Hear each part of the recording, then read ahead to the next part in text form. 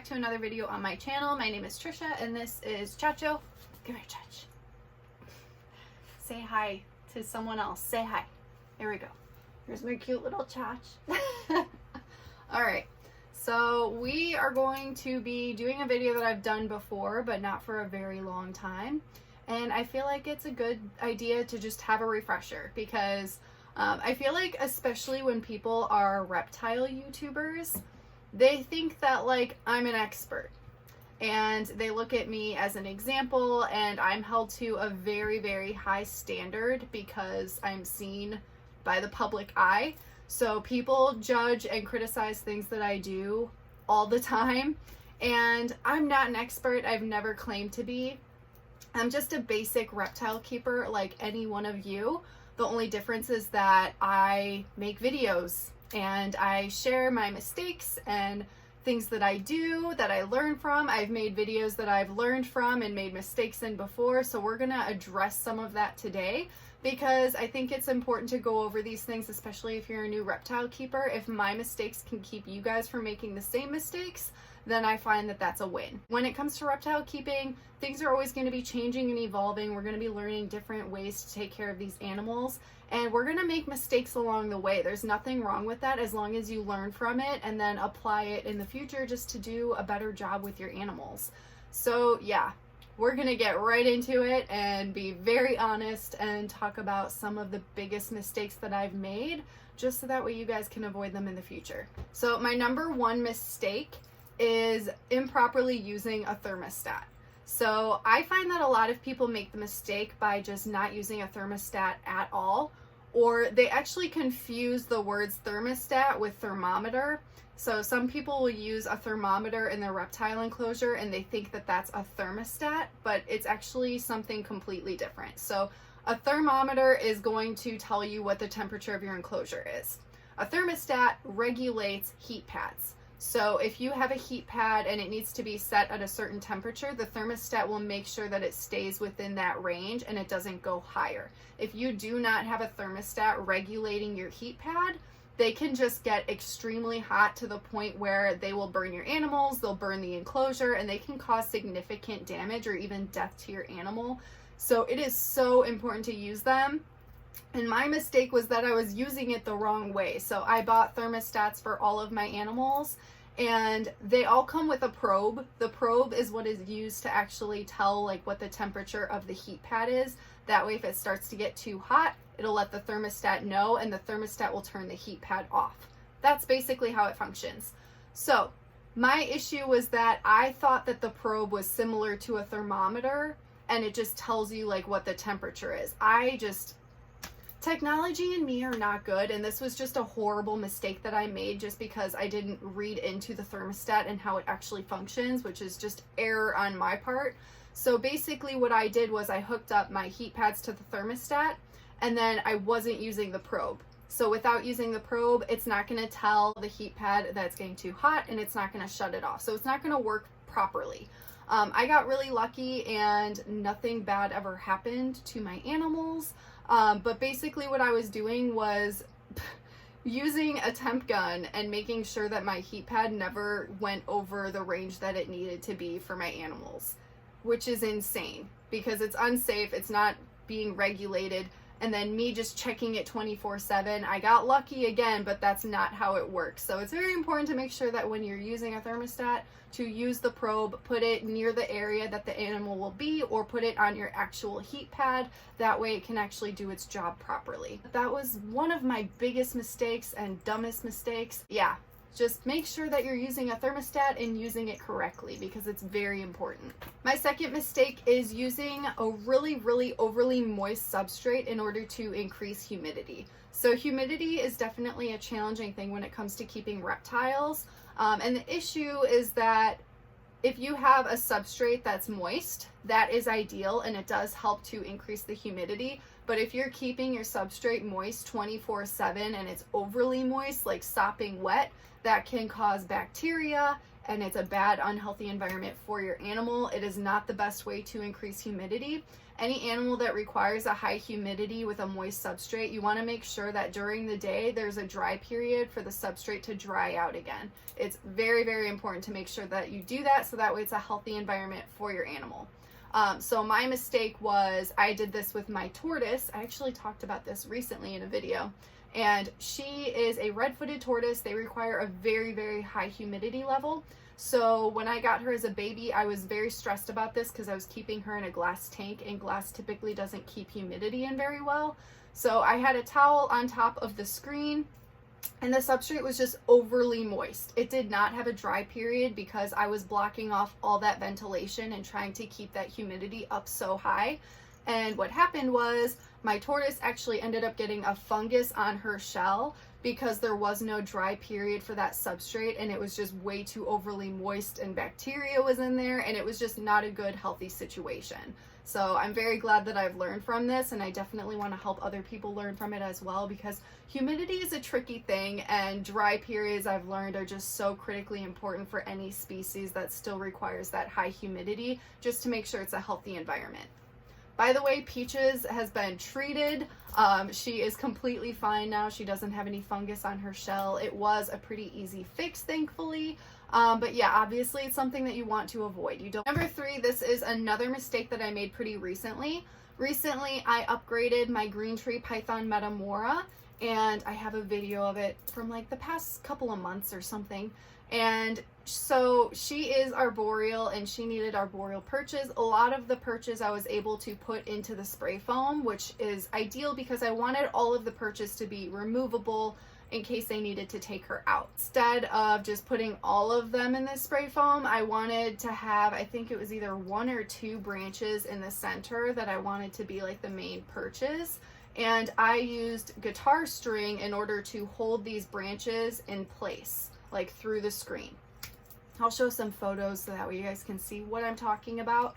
I thought that this would be a good idea. They seem pretty durable. And they actually worked for 1 to 2 weeks after I set up the enclosure, until I realized how stupid of a mistake this is, because snakes get into everything, especially green tree pythons. They are so active at nighttime. And basically she wound herself up in the wire.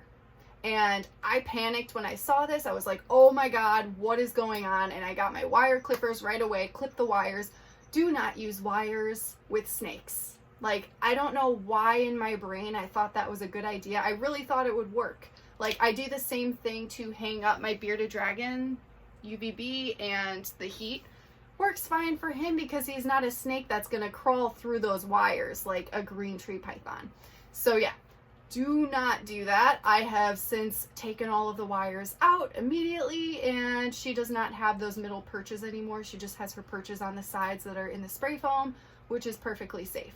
So yeah, I'm so mad at myself for even doing that. She didn't get hurt or anything. I caught her on time, like as she was doing it, when I realized this is really dangerous. So yeah, I don't want anyone copying that. So yeah, that is why I'm making this video. Just please learn from my mistakes and do not follow things that I've done that are horrible. Number 4 is pretty basic. I used to use fabric plants for a lot of my reptiles. I do like to use live and fake plants just to fill in empty spaces and make the animals feel safe.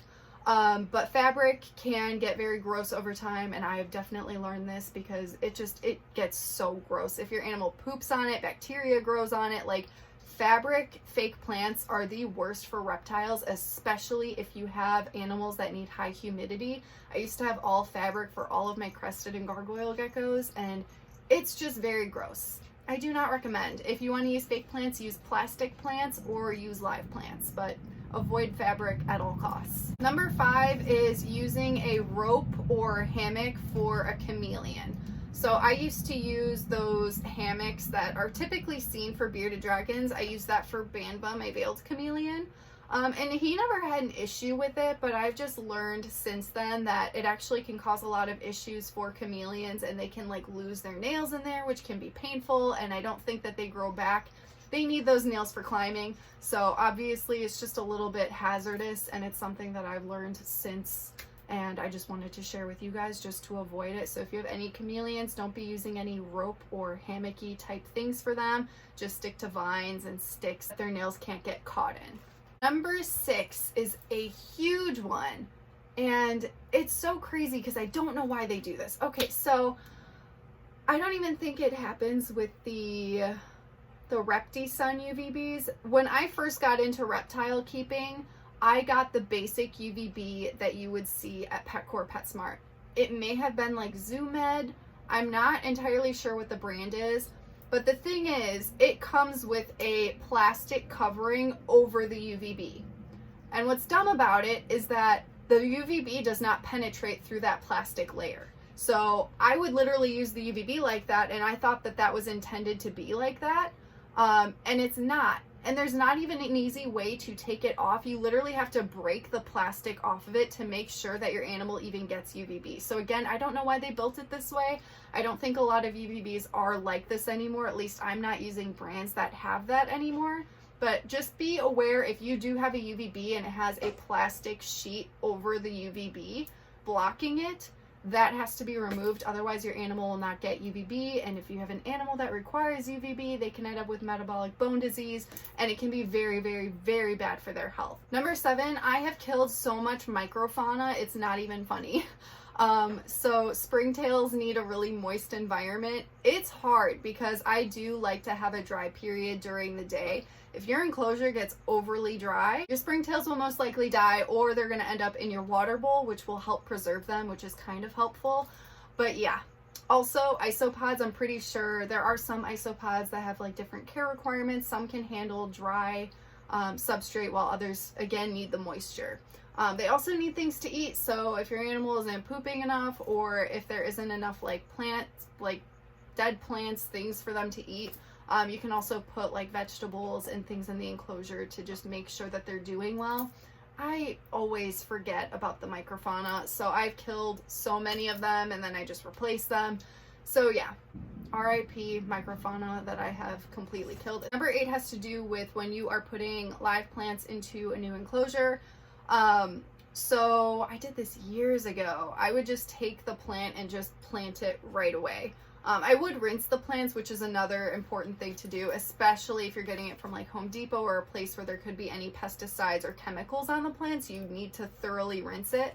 But another tip is that if you are putting a plant in that has fertilizer, like those little white pellets that come in the dirt, it's good to remove all of that before putting it into your reptile enclosure, because if on the off chance that they do consume that on accident, it is toxic for them. So that is something that I did. I think with my frog enclosure, I just like replanted all the plants in and didn't take the dirt out with all of those little white pellets. So that can be dangerous, and it's definitely something to avoid. Number 9 is one of my most hated things that I've ever done, and I made a whole video on it, and I just took the whole video off because it was awful. So awful. It was the leopard gecko condo. I don't know if you guys have been around that long and you know what I'm talking about, but basically it was just like basic storage containers that you would see at like Target or Walmart. And I thought that that would give my geckos more space at the time, because they were just in like little, maybe 20-gallon enclosures, which isn't even big enough for leopard geckos. My standards have gone up significantly since then. But I thought that putting them in these storage containers would give them more space. It didn't. I thought it would just be more like functionally like efficient. It wasn't. And also my gecko was able to just easily climb out the back of it, and I lost a gecko for a day. So yeah, highly do not recommend. That video is gone, thank goodness. But if anyone knows what I'm talking about, like, just don't do that. Number 10 is a really basic mistake. It was actually with these 2 enclosures behind me. I stacked them without using stacking spacers. It was before I was aware of them. It was before I was even working at Zen Habitats. I had these 2 enclosures, and I just stacked this one right on top of this one, and there was no space in between the 2. So that meant that this enclosure wasn't getting proper ventilation. So that is an issue. It's very important to make sure that if you are stacking enclosures, you're keeping in mind ventilation for your animals, because obviously they need clean air and they need that ventilation to keep the environment clean. So Yes, always use stacking spacers. Zen Habitats in particular has a lot of different options if you're using them to stack all of your enclosures. But yeah, it's very, very important. You don't want to skip that step. So those are 10 mistakes that I have made and learned from. I hope that this video is helpful. If you guys feel confident enough to share any of your own mistakes that people can learn from, I would love to see that in the comments section. I don't want there to be any hate. There shouldn't be any hate, because obviously we've all made mistakes, but we've learned from it, and that's why we're sharing it. So we're not saying I continue to do this horrible thing over and over again. Like, the whole point of this is growth. So that's all I want to see, and prevention of any more future mistakes, just to help each other out. So I hope this video was helpful, and I will see you guys in the next one.